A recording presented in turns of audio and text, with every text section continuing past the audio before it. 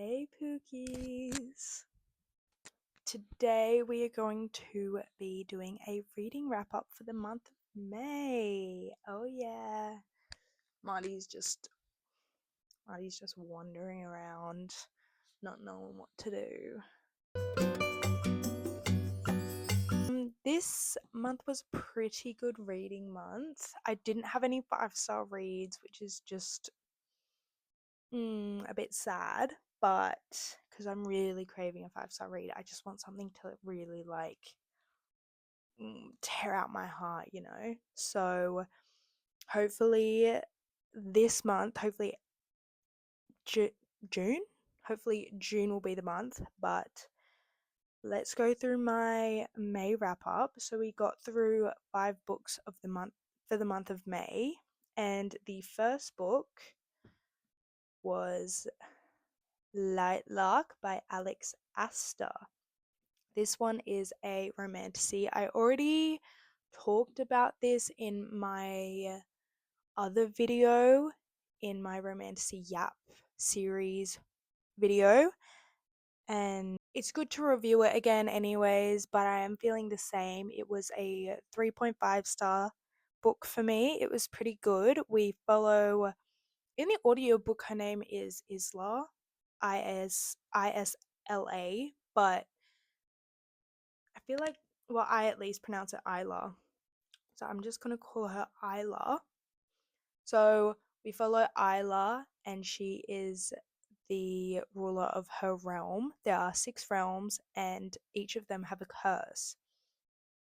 They don't know how this curse came about, but every 100 years they have the chance to break it on the island of Lightlark. So Lightlark appears every 100 years for 100 days, and they all come together. All of the 6 rulers come together on the island, and they try and break the curse. There's a riddle involved. They try to debunk that riddle, and there's a bunch of games they play to see which ruler comes out on top, or to debunk the riddle within the games. And then there's a love triangle trope. I quite like the love triangle, because I feel like she's wrote it in a way where you're rooting for one of them, but the other one's just better for her, which is a common thing, but then you're like, wait, there's this massive twist at the end where you're just like, oh, you're lying. They're all like lying and cheating, and like there's another twist. The twist was really good, and you're always on the edge of your seat seeing who's lying, and it's really action packed. The middle was a tiny bit slow, but besides that, he's just getting comfortable. Besides that, I did enjoy it. It was a good time. I will be reading the second one, so I'm hoping that one will kind of get more into the love triangle or whatnot. So yeah, that one was Lightlark. And then next up was The Fake Out by Stephanie Archer. Now this is a ice hockey romance, and it is the second one, I believe, in the Vancouver Storm series, and I really, really enjoyed this one. So it is, of course, a fake dating trope, and I feel like I haven't read a fake dating trope since literally like Ali Hazelwood, and I forgot what, The Love Hypothesis. I loved that book. I think that's where my Ali Hazelwood love came from, because I just love that book. It's so I feel like I haven't read a fake dating trope since then, but I really enjoyed this one. So he's on the ice hockey team, and then she is the one of the physios on the team, and he has kind of been pining for her ever since high school, and it's like so cute. So it's kind of like a long-term crush kind of situation. And so they get together through Hazel, the FMC, wanting to make her ex jealous because her ex is a douche. The ex comes onto the team, gets a contract with the team, and gets assigned her as his physio.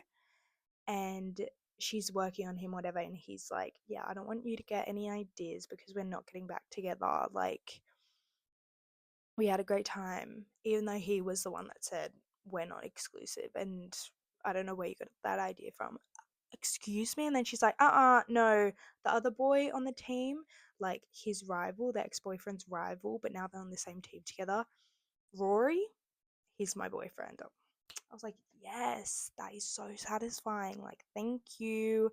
Like, as you should be put in your place. Like, your rival, like the better hockey player over there, yeah, he's my boyfriend. So I don't know where you're getting this from. So that was really satisfying, and they just kind of come to really like each other, and they're like, wait, why have I never given you a go? And it's really cute, and the chemistry is really nice, and he's just totally head over heels for her, like totally has been pining for her, and then it's just so adorable. And yeah, the fluffy romance, I gave that one a 4.25 stars. Very cute. And then next one, another, a lot of sports romances in May. Play Along by Liz Tomford. I believe this is the fourth one in the Windy City series. I think I haven't read any else in the series, which is, I know, a crime, but everyone was talking about this one, and I know they're standalone, so I just had to pick this one up.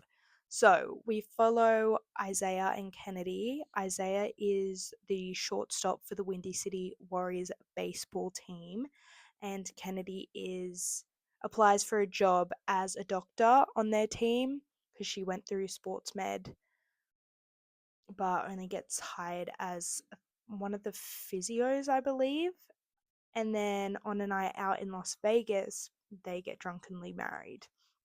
And in her contract, of course, it says you can't fraternize with the team because that is very unprofessional. And then they have to convince the team, the company, that oh, they've been a thing for a while. Like this isn't a short term thing. And I think what I really enjoyed about this book, particularly, was the side characters, like the family drama. I really enjoyed that, and I really enjoyed how Kennedy and Isaiah came together to try and just resolve her family issues and how she can kind of grow from them. And I really liked how Isaiah, like, this is another like pining for her situation. Like, he, even the little things, I think the little things really made this book, like him being colorblind and then asking his teammate, oh, what is Kennedy's hair color, because it wasn't the natural, like really common brown or blonde or really red. And him just being like, oh, like Auburn Kennedy or something, like Auburn Kennedy hair, and just those little things where he just took that extra time and extra care.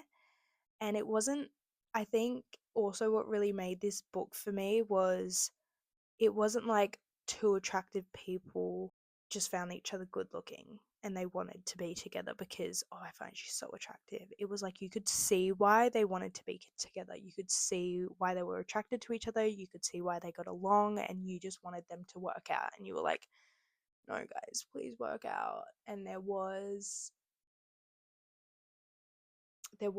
X drama in this as well. And just this, I really liked the family aspect in this book, so it wasn't completely like, it was more of a serious romance. I think that's what made it had troubles in it. It wasn't just like completely fluffy, so I really enjoyed that. That was a 4.5-star book for me. Really well done. That was the top one of the month for me. So good. I'm definitely going to check out the rest of the series, and I definitely want more sports recommendations like Play Along, more of like has serious undertones, but still like so much chemistry. The banter was amazing. I need that. Okay, next book, bit of a turn. Yeah. So next book, My Dark Romeo by Parker S. Huntington and L.J. Shen. This one, I thought it was a fantasy when I first heard about it or saw it, but it's not. It's just about a bunch of rich people and kind of a marriage of inconvenience, and it's really strange. I found it really strange, but I somehow binged it in 2 to 3 days. So you follow Dallas. She's a bit of a party girl, a bit like loosey goosey, And then you have Romeo, and he kind of forces her into a marriage because he has this rival that he really wants to be like, he really wants to get back at. And Dallas is the rival's fiance, and then but then Romeo and Dallas get into a marriage, and he is cold. He does not care about anyone. Has nothing to want. He doesn't want anything to do with Dallas, but Dallas like wants to be touched and like stuff like that. So this book is quite spicy, and some of the things that was said in this book just took me so by surprise. I had to put it down and contemplate my life like at least 5 times throughout this whole book. And the fact that it was went through 2 authors, I'm like, whoa. So I will not be continuing this series. It was a 5 star, 5 star. Absolutely not. It was a 3 star read for me. I somehow binged it. It was a fun time for like 70%, but then like towards the end, the FMC, like Dallas just started to get quite desperate, and I didn't really like reading about it. And he was just really hard. Romeo was just like really stubborn and annoying. And the way they just talked about women some of the time, I was just like, oh, this is like giving me the ick. So I don't even know how I got through that. It was like, I don't, it was a fun time, but yeah, I won't be continuing the series at all.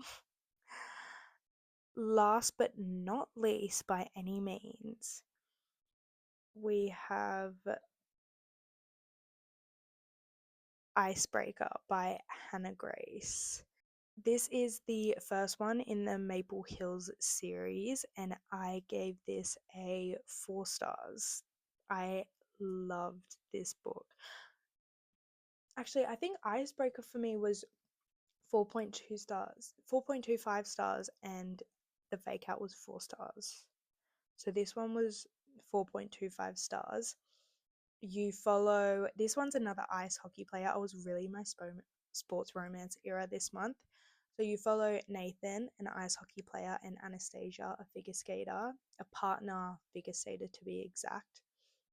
And they have 2 ice rinks in their college. One breaks down, so they both have to practice on one rink together. And so they kind of keep on bumping into each other like that. They bump into each other at parties, and they just start to really hit it off physically, and you get kind of giddy. And then again, I think what made this book for me was the side characters, like the team aspect. I love the team aspect and them being there for each other, and also Nathan being a captain really made it, as well as Anastasia's friends.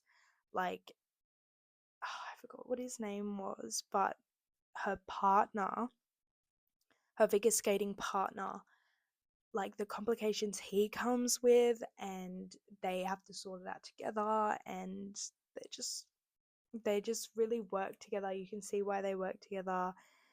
Nathan is the captain, Anastasia figure skates, and their common ground, I think, is what makes them so, they pair so well together, because they both have that like competitiveness sport background. So they both have that drive and that common ground where they can really hone in and talk about their passion and what they want. And it's so nice when you have that commonality between yourself and someone you find like attractive. And so I think they Hannah Grace did that really well, and I really enjoyed. It was just like such a fun time, and yeah, 4.25 stars.